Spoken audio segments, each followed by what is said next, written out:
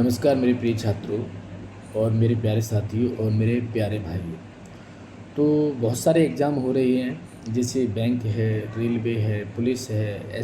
अब आपने देखा होगा कि एसआई के फॉर्म भर चुके हैं, उसकी भी लोग तैयारी कर रहे हैं।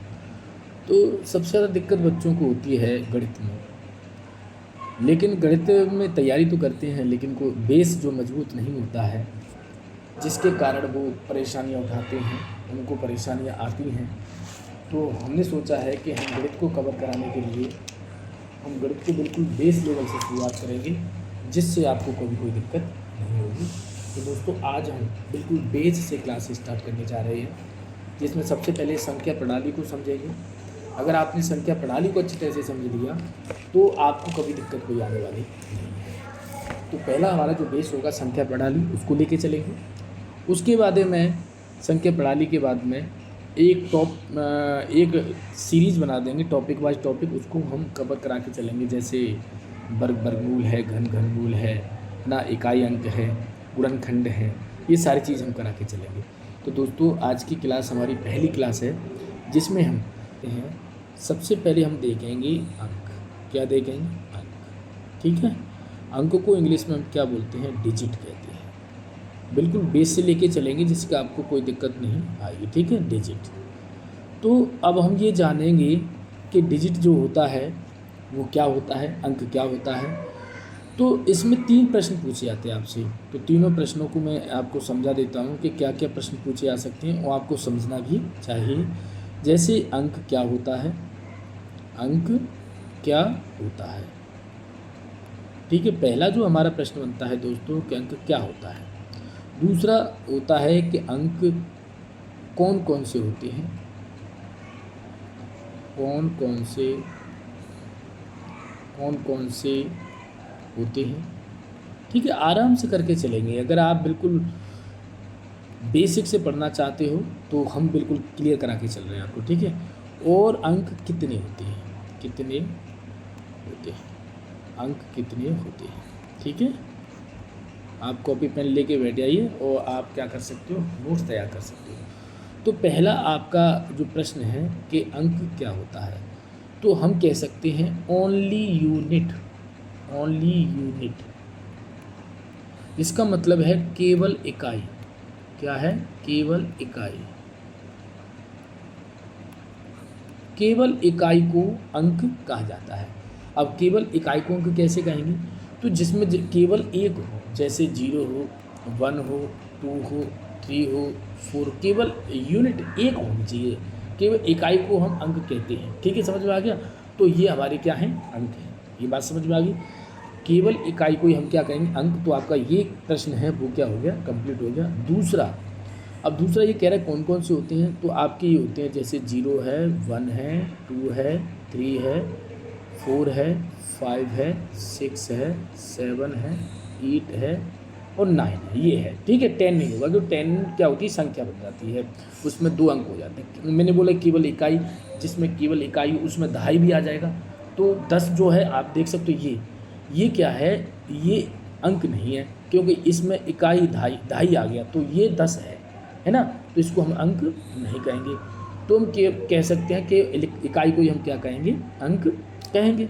तो अब इसमें ये क्वेश्चन का आपका जवाब कंप्लीट हो गया। कौन कौन से होते हैं? तो 0 से लेकर 9 तक जो होते हैं वो हमारे क्या कहलाते हैं? अंक कहलाते हैं।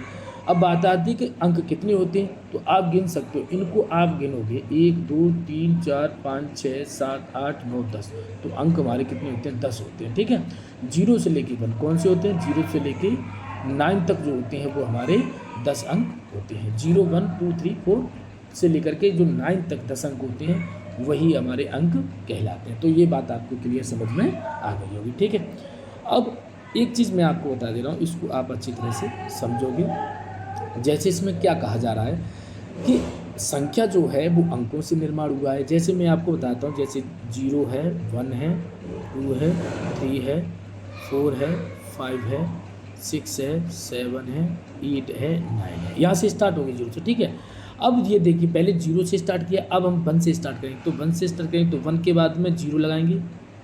ठीक है, फिर 1 के बाद में 1 क्रम से लगाते चले आइए। तो 1 के बाद में फिर 2 लगा दीजिए, फिर 1 के बाद में 3 लगा दीजिए, फिर 1 के बाद में 4 लगा दीजिए। इसी तरह से फिर उसके बाद में 0 के बाद में 1 का नंबर आ गया, 1 के बाद फिर 2 का नंबर है, 2 के बाद 3 का। इसी तरह से हम संख्याओं को बना सकते हैं, यानी संख्याओं को अंकों से निर्माण कर सकते हैं। और इन संख्याओं को ज़रूरी नहीं है कि केवल 100 तक, आप 1000 तक, 10,000 तक, लाख तक, करोड़ तक, अरब तक, आप कितनी भी संख्याओं को लिख सकते हैं।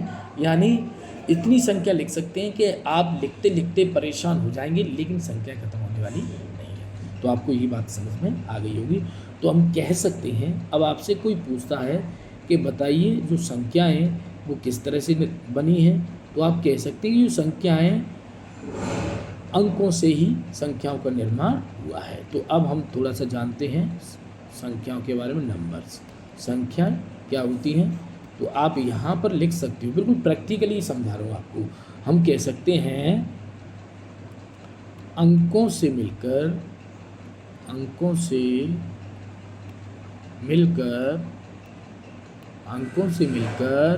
संख्याओं का निर्माण हुआ है।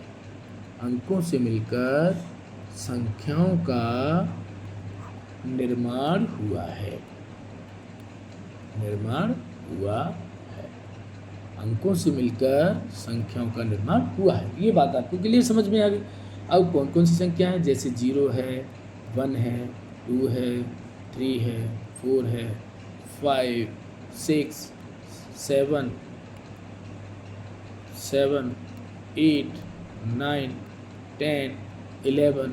इसी तरह से आप बहुत सारी संख्या लिख सकते हैं, अनंत तक लिख सकते हैं। इसको हिंदी में बोला जाता है अनंत, और इंग्लिश में इनफाइनाइट। इंग्लिश में क्या बोलेंगे, इनफाइनाइट, ठीक है। इसमें इंग्लिश में इसको इनफाइनाइट बोला जाता है, ठीक है। और ये उल्टा 8 का जो अक्षर होता है वो तिरछा, इसको 8 के अक्षर को अगर तिरछा लिख दें तो वो हमारा अनंत होता है। तो बात समझिए, यानी हम 0 से लेके संख्याओं को अनंत तक लिख सकते हैं। जितनी आपकी इच्छा है वहाँ तक संख्याओं को लिख सकते हैं, ठीक है। अब बात करते हैं संख्याओं के प्रकार, ठीक है। संख्याओं के प्रकार। अब संख्याओं के प्रकार की बात करते हैं, तो मैं थोड़ा सा आपको यहाँ पर स्ट्रक्चर बता के चलूँगा, ठीक है। तो देख सकते हैं यहाँ पर आप लिख लीजिए संख्या, क्योंकि इसकी परिभाषा तो मैंने आपको बता दी। अब संख्याएं जो हैं वो दोस्तों 2 प्रकार की होती हैं। आपने जब पढ़ी होगी, 12th में पढ़ा होगा, a+ib, है ना, ये संख्या है। अब इसमें जो i वाला जो पार्ट है वो संख्या क्या होती है, और जो सिंगल a वाला पार्ट है उस संख्या को क्या कहते हैं। तो इसी को हम 2 भागों में डिवाइड कर रहे हैं। तो जो i वाला पार्ट है उसे हम बोलते हैं रियल नंबर्स। रियल नंबर्स का मतलब, अब आप बिल्कुल 0 से पढ़ रहे हैं, आपने इंटर में कभी मैथ नहीं पढ़ा तो ये तो आप नहीं समझ पाएंगे। तो इसको मैं आपको बता देता हूँ। इनको बोलते हैं वास्तविक संख्याएं। क्या बोलते हैं, वास्तविक संख्याएं। इसको इंग्लिश में ही कहा जाता है रियल नंबर्स। इंग्लिश में क्या कहा जाता है, रियल नंबर्स, ठीक है। अवास्तविक संख्याएं, ठीक है। ये वास्तविक संख्या हो गई। अब दूसरी होंगी अवास्तविक संख्या। क्या होंगी, अवास्तविक संख्या। तो ये दूसरी अवास्तविक संख्या होगी। इनको दूसरा नाम भी है काल्पनिक संख्या।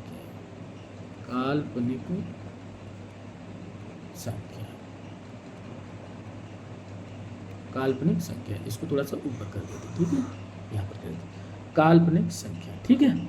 और इसको इंग्लिश में बोलते हैं इमेजिनरी नंबर्स। इमेजिनरी नंबर्स, ठीक। अब आप ये समझना, रियल नंबर्स और इमेजिनरी नंबर्स, इसमें क्या फ़र्क है, क्या अंतर है, इसको हम समझें।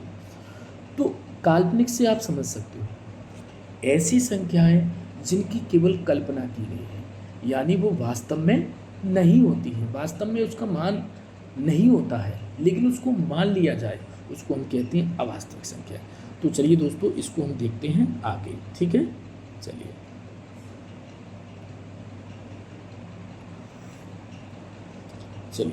अब यहाँ पर दोस्तों मैं दोनों चीज़ों को समझा के चलूँगा आपको।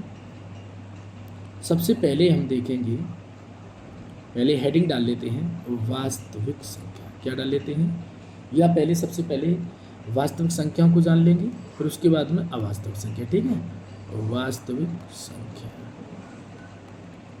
इनको बोला जाता है रियल नंबर्स। बिल्कुल डिटेल में पढ़ के चलेंगे, आपका बिल्कुल बेस बिल्कुल मजबूत हो जाएगा, आपको कभी कोई दिक्कत आने वाली नहीं है।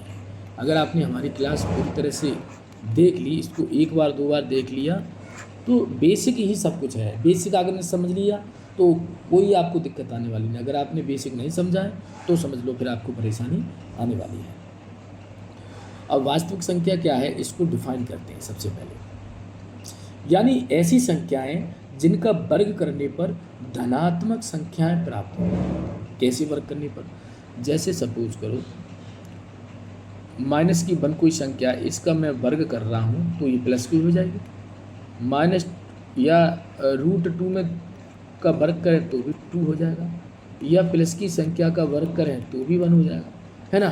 तो प्लस की हो माइनस की, ये सभी संख्याएं वो धनात्मक प्राप्त हो रही हैं। तो ऐसी संख्याओं को हम क्या कहते हैं, वास्तविक संख्या कहते हैं। यानी ऐसी संख्या हैं जिनका वर्ग करने पर धनात्मक संख्या प्राप्त हो। इनके एग्जाम्पल भी समझाएंगे, पहले लिख लेते हैं। वे संख्याएं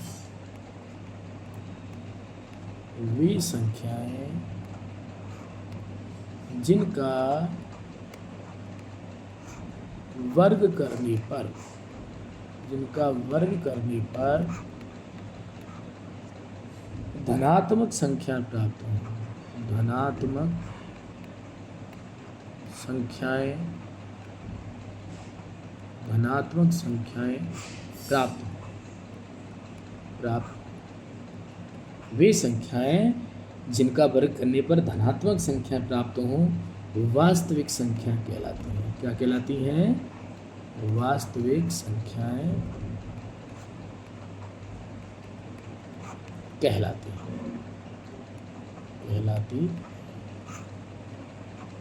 ठीक है, तो ये आपको समझ में आ गया वास्तविक। अब हम उदाहरण जानते हैं, उदाहरण से समझेंगे। ठीक है बेटा, तो जैसे ही आप उदाहरण से समझोगे आपको कोई दिक्कत नहीं आएगी।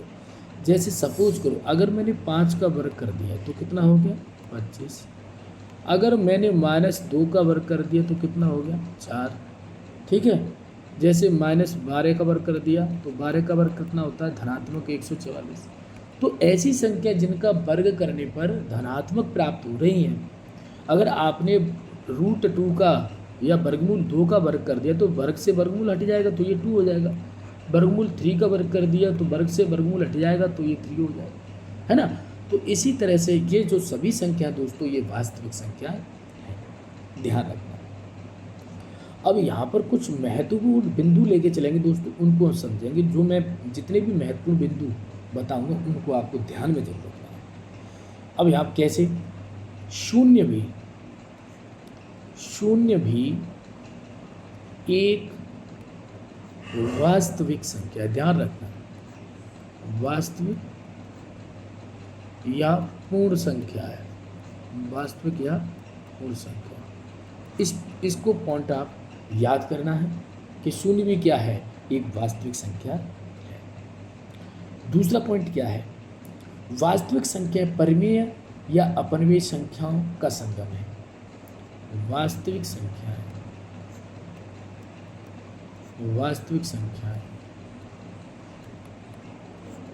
परिमेय, ये बहुत इंपॉर्टेंट पॉइंट है। परिमेय संख्या या और कह सकते हैं, या नहीं कहो तो और अपरिमेय संख्या। अपरिमेय, अभी आपको ये बिल्कुल क्लियर करा दूंगा, अपरिमेय संख्याओं का संगम। अपरिमेय संख्याओं का संगम। अगर आप बिल्कुल बेस से पढ़ना चाहते हैं तो ये हमारी क्लास को लें। अगर आप केवल ऊपर से पढ़ना चाहते हैं, रट्टा लगाना चाहते हैं, जैसे और रट्टा लगाते हैं, तो आपको बिल्कुल क्लियर समझ में नहीं आएगा। ठीक है, हम तो बिल्कुल बेस क्लियर करा के चलते हैं। ठीक है साथियों, तो आप बिल्कुल क्लियर करके चलें इस चीज़ में। मैं आपको बता दूंगा कि वास्तविक संख्या, परिमेय संख्या, अपरिमेय संख्या को कैसे संगम है, ये मैं आपको अभी क्लियर करा दे रहा हूँ। जैसे मान लो ये हमारी वास्तविक संख्या है, वास्तविक संख्या। और वास्तविक संख्या जो है ये दो भागों में इसको बांटा गया है। कौन से दो भागों में बांटा गया है?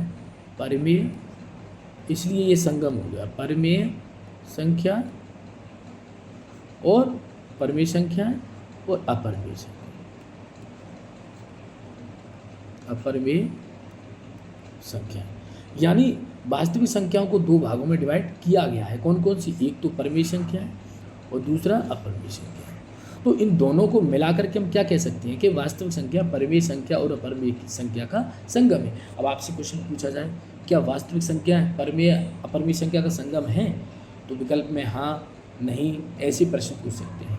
या ये कह सकते वास्तविक संख्या है परिमेय या परिमेय संख्या को संगम, केवल परिमेय संख्या को संगम, अपरिमेय संख्याओं का संगम, इनमें से कोई नहीं। तो आपका जवाब क्या होगा? परिमेय और अपरिमेय संख्याओं का संगम, ये आपका जवाब होगा। ठीक है, तो यहाँ से आपका एक प्रश्न बन सकता है। ये दूसरा क्वेश्चन ये है कि शून्य भी एक वास्तविक संख्या है, पूर्ण संख्या भी है, वास्तविक संख्या है, लेकिन ध्यान रखना शून्य एक प्राकृतिक संख्या नहीं हो सकती। पूर्णांक हो सकती है लेकिन शून्य प्राकृतिक संख्या नहीं हो सकती। ठीक है, तो यहाँ तक आपको वास्तविक संख्या कुछ पॉइंट महत्वपूर्ण समझ में आए। चलिए कुछ पॉइंट और आगे बढ़ाते हैं। ठीक है, चलिए आगे बढ़ते हैं। आगे दोस्तों देख लीजिए, तो आगे हम उसी को आगे बढ़ाते हुए देखते हैं वास्तविक संख्याएं परिमेय और अपरिमेय संख्या को संगम है, ये आपने पढ़ लिया। और दूसरा अगला जो पॉइंट है हमारा, दो वास्तविक संख्याओं का योग हमेशा वास्तविक संख्या प्राप्त होता है। दो वास्तविक संख्याओं का योग, तो पहले लिख देते हैं फिर इसको एग्जाम्पल से समझाते हैं। दो वास्तविक संख्याओं का योग, दो वास्तविक संख्याओं का योग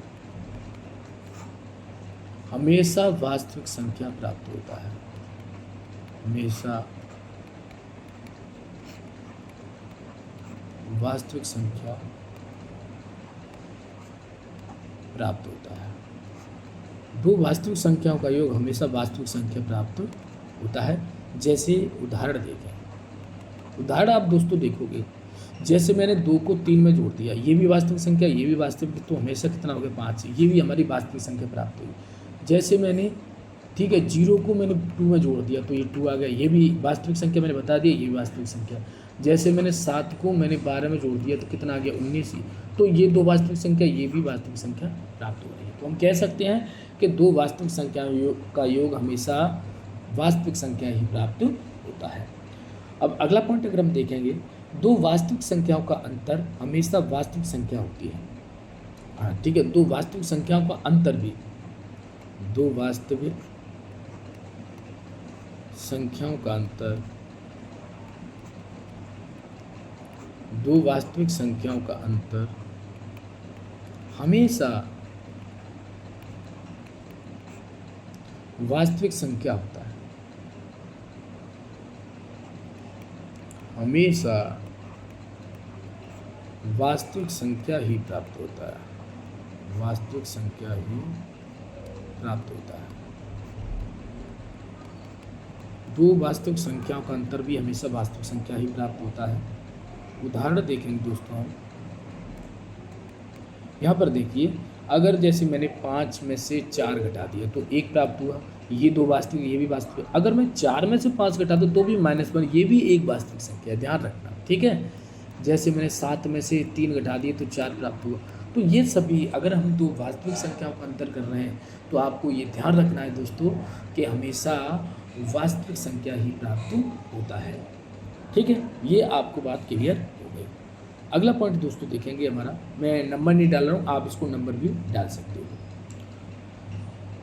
अब एक चीज़ और देखिए, अगला, अब हमने योग पर देख लिया, यहाँ पर हमने योग पर देखा, यहाँ पर अंतर पर देखा। अब हम यहाँ पर देखते हैं, कोई दो वास्तविक संख्या का गुणनफल हमेशा वास्तविक संख्या प्राप्त होता है। ठीक है, कोई दो या 3 भी कह सकते हैं। ठीक है, 2 या 3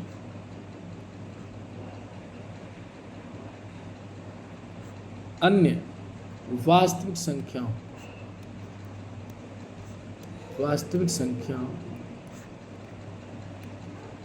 का गुणनफल 2, 3, 5 है ना, कितना भी गुणनफल हमेशा एक वास्तविक संख्या ही प्राप्त होगी, एक वास्तविक संख्या प्राप्त होगा, एक वास्तविक संख्या प्राप्त होगा।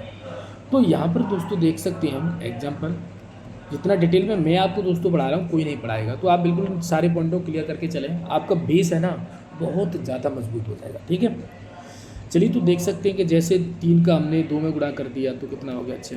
अब हम देख सकते हैं 3 है, 4 है, 5 का गुणा कर दिया तो ये कितना हो जाएगा 60, है ना। तो 2 या 3 इनका अगर गुणा करने पर ही एक वास्तविक संख्या प्राप्त हो रहा है। ठीक है, यहाँ तक आपको बहुत ही ज़्यादा महत्वपूर्ण पॉइंट जो मैंने बताए हैं वो क्लियर समझ में आगे होंगे। चलिए 1-2 पॉइंट और देख लेते हैं, आगे बढ़ते हैं। ठीक है, अगले पेज पर आप समझने की कोशिश करेंगे। चलिए तो उसी को आगे बढ़ाते हुए अगला पॉइंट देखते हैं। किसी भी वास्तविक संख्या में अन्य वास्तविक संख्या से भाग देने पर हमेशा वास्तविक संख्या प्राप्त नहीं होगा, ये आपको ध्यान रखना है। अब सर ये क्या कह रहे हो, तो इसको देख लेते हैं। किसी भी वास्तविक संख्या में,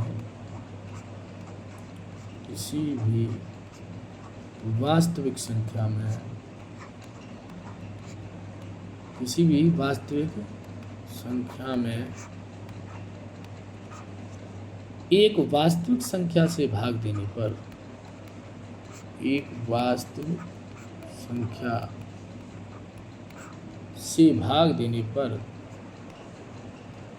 से भाग देने पर हमेशा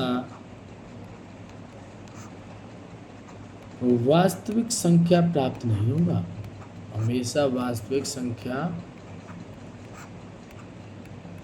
प्राप्त नहीं होगा। ये बहुत महत्वपूर्ण पॉइंट है, इसको जानना बहुत ज़रूरी है ना। एग्जाम्पल के तौर पे देख सकते हम, जैसे मान लो अगर मैंने 12 में 6 का भाग दे दिया तो 6 दूनी 12, इसको हमने इससे डिवाइड किया, 2 बार चला गया तो ये तो वास्तविक संख्या प्राप्त होगा। लेकिन मैंने क्या बोला है, हमेशा नहीं होगा। 1 में मैं 0 का भाग दे रहा हूँ तो अनंत आ रहा है, क्या वास्तविक संख्या मिल रहा है? नहीं मिल रहा है। 5 में 0 का भाग दे रहा हूँ, अनंत आ रहा है, क्या मिल रहा है? तो हम कह सकते हैं कि किसी भी वास्तविक संख्या में एक वास्तविक संख्या का भाग देने पर हमेशा वास्तविक संख्या प्राप्त नहीं हो, कुछ कंडीशन में हो जाएगा लेकिन हमेशा नहीं होगा। इस चीज़ को आपको विशेष ध्यान रखना है। ठीक है, चलिए अगला पॉइंट देखते हैं। किसी भी वास्तविक संख्या की घात वास्तविक संख्या होने पर हमेशा वास्तविक संख्या प्राप्त नहीं होगी। इसको देखते हैं। किसी भी वास्तविक संख्या की घात, किसी भी वास्तविक संख्या की घात, किसी भी वास्तविक संख्या की घात वास्तविक संख्या होने पर, वास्तविक संख्या होने पर हमेशा वास्तविक संख्या नहीं होगी, हमेशा वास्तविक संख्या नहीं होगी।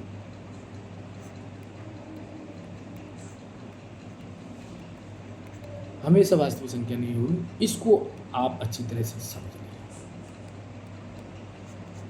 ठीक है, तो जैसे मैंने यहाँ पर देख लिया 2 पे 3 की घात कर दी तो 8 हो गया, 5 पे 3 घात कर दी तो 125 हो गया। तो कुछ यहाँ पर देख सकते हैं, ये तो वास्तविक संख्या प्राप्त हो रही है, ये तो वास्तविक संख्या प्राप्त हो रही है। लेकिन दोस्तों अब मैं बताता हूँ, जैसे 2 पे 0.7 आ गया, क्या ये वास्तविक संख्या प्राप्त होगी? नहीं, ये वास्तविक संख्या प्राप्त नहीं। 2 की पावर 1/0, क्या ये वास्तविक संख्या प्राप्त होगी? नहीं होगी। तो ऐसी संख्याएं कभी वास्तविक संख्या प्राप्त नहीं होंगी। तो आप दोस्तों अच्छी तरह से समझ गए होंगे कि वास्तविक संख्या हैं कि कौन कौन से पॉइंट हैं। थोड़ा सा इसको आगे और बढ़ा देता हूँ। इसको वैसे आप जो हमारी क्लास है काफ़ी लंबी हो गई है, लेकिन थोड़ा सा मैं इस पार्ट को आगे बढ़ा देता हूँ। ठीक है, बता देता हूँ कि जो वास्तविक संख्या है,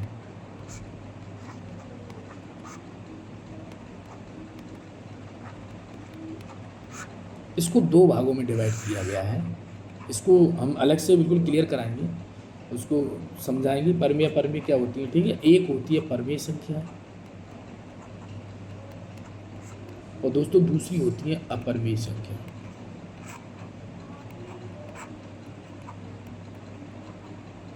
अपरमेय संख्या इसको बोलते हैं रेशनल नंबर्स, रेशनल नंबर्स, और इसको बोलते हैं दोस्तों इरेशनल नंबर्स, इरेशनल नंबर्स। ठीक है, तो इन दोनों को हम आगे पढ़ाएंगे। तो दोस्तों आज की क्लास में आपको क्या समझ में आया ये कमेंट बॉक्स में ज़रूर लिख करके भेजें, और मैं आपसे आशा करता हूँ कि आपको अच्छी तरह से समझ में आया होगा और आपको ये क्लास हमारी बहुत अच्छी लगी होगी। अगर आपको हमारी क्लास अच्छी लगी है तो ज़्यादा से ज़्यादा दोस्तों में शेयर ज़रूर करें, और आज से बिल्कुल बेफिक्र होकर के पूरा मैथ करा के चलेंगे, बिल्कुल बेस लेकर के चलेंगे। तो दोस्तों जल्दी से जल्दी आप हमारे चैनल को सब्सक्राइब करके बेल आइकन को प्रेस जरूर कर लें। ठीक है, तो कल हम अवास्तविक संख्या को डिटेल में पढ़ा के चलेंगे, उसके बाद में हम परमेय अपरमेय को डिटेल में पढ़ा के चलेंगे। इन संख्याओं को पढ़ाने के बाद में फिर आपसे सवाल कराते हैं, फिर देखते हैं को कौन सा सवाल आपसे बचता है। ठीक है दोस्तों, तो आज की क्लास में इतना ही। नमस्कार।